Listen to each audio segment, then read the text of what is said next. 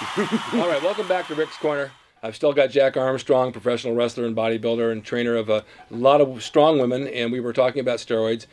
I want to get into the subject since he's trained many, many, many women over the years about steroids in women because so many of them are on that, and I see them in the gym, and I'm not quite sure if they're men or women or what they are because the voice is deep, the body's big, and it scares the hell out of me. I wouldn't want to go out on a date, reach down there and find a handle. So tell me about the women that you train. Well, I train some of the women, and you know what? It goes back to what we said in the last time we talked. A lot of girls really have the genetics, and they may have to take very little of anything like, clenbuterol or something like that, and they have a beautiful enhanced physique. But a girl that really doesn't have it, that has to start from 1, there's girls that's starting from 7. Then there's girls that start from 1. That girl has to take everything, and that one could ruin her body by enlarged clitoris, hair. The hair comes out everywhere on you, and you could even get hair around your jaw like that. And then also the voice changing. Now, let me tell you, I had a girl that the voice changed, and she was almost like Barry White. Hey, how are you? You know what I mean? But let me tell you, she couldn't stand it anymore. So a friend of mine was a sponsor, and we actually took her to UCLA Medical Center, and we had her voice changed. And she got back to the voice from high school. Just to let you know how much this cost, it cost $7,000 to get your voice changed. They cut your vocal box, and you have to stay up and you have to keep on talking, so they keep on regulating it down, which a lot of singers, by the way, have it done, but they have other reasons because they had little vocal diseases or something like that. Yeah. But shaving of the vocal cords. So when she came out, she sounds exactly like 18 years old. And by the way, she was only on drugs for 6 weeks, and it changed her voice like that. If this happens, this is the downside of that because we want women to be feminine, and when they go on the drugs, they become masculine.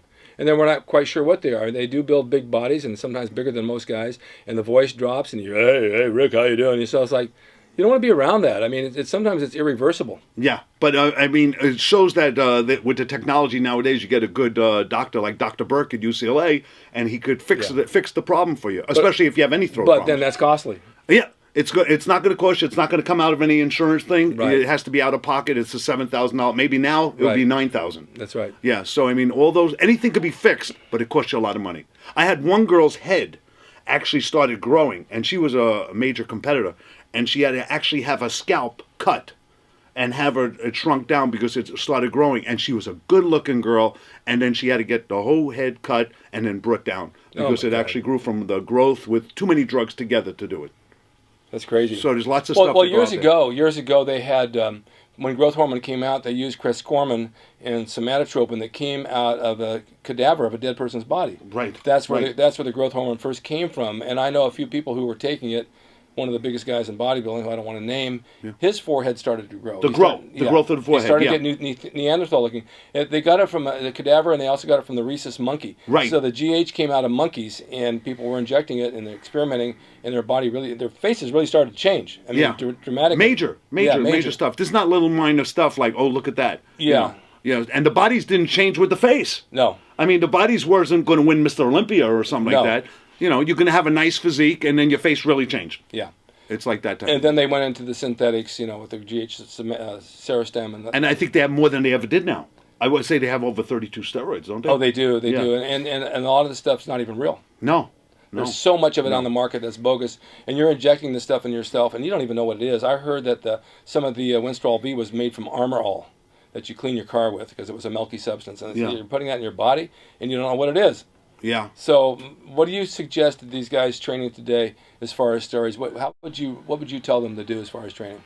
Well, let me tell you, I would say before they would even think of doing steroids, get 5 to 7 years of real training in. Right. Get a foundation work done. Then go to a doctor and get supervised if you're going to go on, and you're definitely going to go on, get supervised on how to go on and what is good with your blood problems of your body. Because every person's an individual. What's a good steroid for you may not be good for me. All of a sudden, I'll get a reaction, you won't.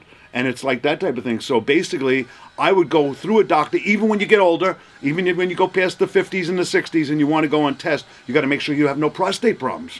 So you have to go on test. If you go test and growth hormone, your prostate blows out. Does it matter whether you feel good? That's right, because that's one of the side effects is your prostate. Yeah. It can really mess it up. Right. So basically, everything got to be regulated with blood and doctors, and you can't be playing around like, oh, I'm going to do it. Like, oh, let's do it. Like in the old Gold's Gym, they shoot up. And that was everybody in their 20s. Nobody cared about anything. You know. You just find needles in the parking lot laying on the ground. Yeah, remember in the bathroom, in the ceiling. Yeah, all over the place. Yeah. There was no rhyme or reason. Just inject whatever it is, inject it. If it doesn't work, double the dose. Yeah, but we don't need anything like, you know, there's an extreme on everything like Valentino. The man with the 28-inch arms. I mean, that's an extreme. Yes. You know what I'm saying? But yet, God knows how many guys are in the Midwest thinking that way. Well, that guy's taking synthol, and if you can see his body, it's all bloated out with this chicken fat. It's not a steroid, and it's not real muscle. It just makes it round and thick and ugly. And the amazing thing was, I saw early pictures of the guy when he really trained. He looked great. Yeah. He absolutely grew with a perfect balanced physique, right? Yeah. Wasn't huge or anything, but had a great physique, a nice physique like a Mr. New York, something like that. Yeah. You know, West Coast, East Coast, that type of thing. But you can't. Sometimes it's the mind that takes over. Well, it is the mind. The mind. Your mind tells your body what to do, and if you take down all the mirrors in the gym, Rick. Exactly. Every gym, no mirrors in the gym, sawdust on the floor. There'll be no more problems. Steroids out the door. Out the door. That's it. So what we both think is that, you know, there's moderation in everything. Obviously, you're not going to stop doing it if you're doing it, and you're thinking about it. You're probably going to do it. I'm not telling you to, and I'm suggesting that you don't, because people used to say to me, long term, you don't know what's going to happen. Well, I've taken them long term, nothing's happened to me, but I'm one of the guy. You know, I don't know about other people what happens to them, but things can happen. I just say train hard, follow a good diet, take supplements, take good supplements. Milk and egg protein, still old school. I think it's one of the best proteins to gain on. Very good. Keep your calories high. Train hard. Don't overtrain, because that's a problem. Just stimulate your muscle into growth, and you'll have some good results. Yes, and as far as the protein, to show you the extreme on protein, which I learned at a later time, after major surgeries and they put you on intravenous and you lose like 10 or 20 pounds, you go on the protein twice a day and it builds up all the protein in your body again, and that's the way you recover from the thing. Besides eating your chicken and steaks and stuff like that, but the protein is added to almost like a doctor's prescription. Exactly. Yeah, 80 grams of protein a day, and then you build up your whole body again. But you know, you almost go into a complete drop after you're on intravenous or something like that in the hospital. Yeah. Well, that's my tip, and that's my Rick's Corner with Jack Armstrong, and I want to thank you guys for watching. And it's always good to have him here because we go way, way back together.